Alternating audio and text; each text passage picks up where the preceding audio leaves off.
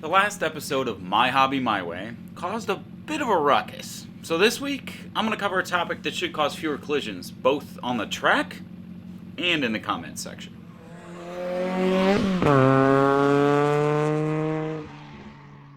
As far as I can tell, not many people have experienced using anti-collision chips on their track.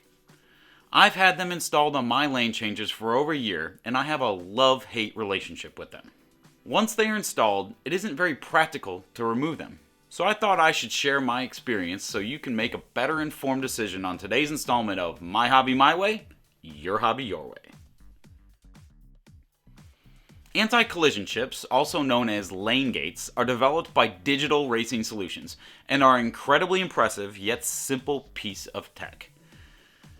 When they're installed in your switches, they prevent cars from changing lanes into each other using a detection zone.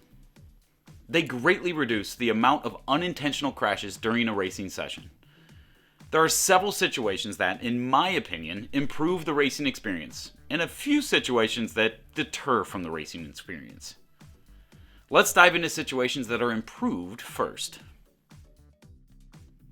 As with most things that I discuss on my channel, having newbies racing on the track on a regular basis requires a lot of instructional time. Many of the things that I implement on my track are done to make my life easier when explaining how the race works. Lane gates are one of those implementations that eliminate the need for additional explanations before a race, as well as reducing the amount of downtime while racing. In my humble opinion, less time spent fixing D-slots and explaining rules equals more time with cars whirring around the track, which in turn means more enjoyment for me and my racers. If you are anything like me and wind up spending a lot of your time in the hobby racing by yourself, then inevitably you'll want to add in some ghost cars for more excitement. Adding one ghost car to the track helps create some chaos during the race and forces some lane changes, but adding two or more ghost cars does wonders for making the track feel more crowded. However, once you add the second or third ghost car, you inevitably run into the situation where one ghost car changes lanes into another. This can get really frustrating when you are forced to stop the race to fix cars that, through no fault of your own, have deslotted. Lane gates prevent many of these ghost car crashes, and once again allow for more time racing and less time fixing D-slots. The lane gate that is designed for the pit entry switch operates differently than the lane gates designed for standard switches. Instead of the detection zone starting before the switch, it is set up so the detection zone is the entire pit lane. This prevents racers from entering the pit lane if it is occupied. In a single pit lane track design, this is not a situation that I would recommend. However, if you have a dedicated safety car pit lane, installing a lane gate on that pit entry helps prevent racers from plowing into the back of the safety car when it's parked in its pit lane.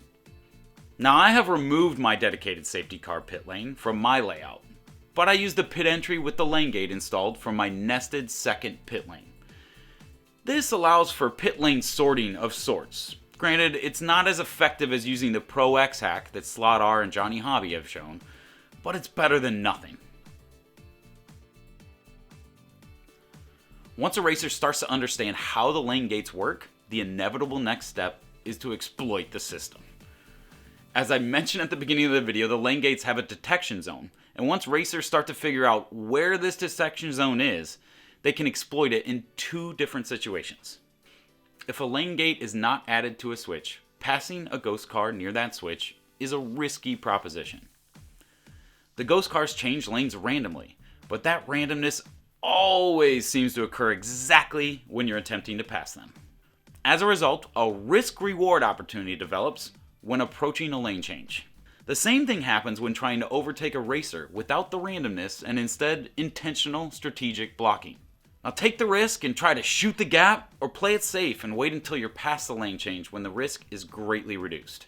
With the lane gates installed, this risk of overtaking near a lane change is virtually eliminated.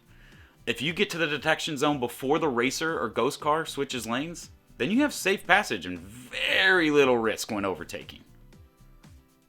I have a left to right lane change positioned just before the pit entry to allow racers to get into the pit no matter which lane they are in. This works great, and helps me explain to new racers that if they want to go to the pit lane, they just need to hold down the lane change button after the last turn and they'll enter the pit. Perfect. Except when racers start to figure out how the lane gate functions, the detection zone can once again be exploited. If I'm racing side by side with another racer that is low or out of fuel, I can match their pace in the right lane and prevent them from making the necessary lane change to set themselves up for pit entry. Granted, this is a unique situation. It is often done unintentionally, as often it is malicious, but it can cause quite a bit of frustration for new and seasoned racers. The design of the lane gate chip is well done, and installation is very straightforward and relatively simple because of the quick wire connectors included in the kit. However, if you ever decide that you would like to remove the lane gates from your switches, it isn't as easy or straightforward.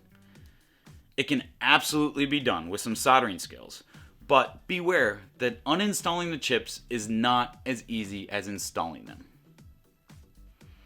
If you think that you may remove the chips at a later date, I would skip the step of the instructions that have you drill a hole in your track for the LED indicator light. Now, I only paid attention to those lights when I was testing to make sure that my detection zones work properly, and I have not paid any attention to them since, so they just aren't necessary. I have lane gates installed in all but one of my switches.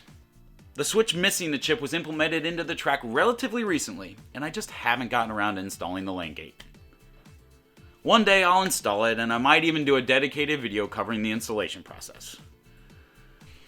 There really is no right or wrong answer to whether or not you should add lane gates to your track. But having lane gates installed in my switches is how I do my hobby my way. And hopefully this breakdown provides you with enough information to do your hobby your way.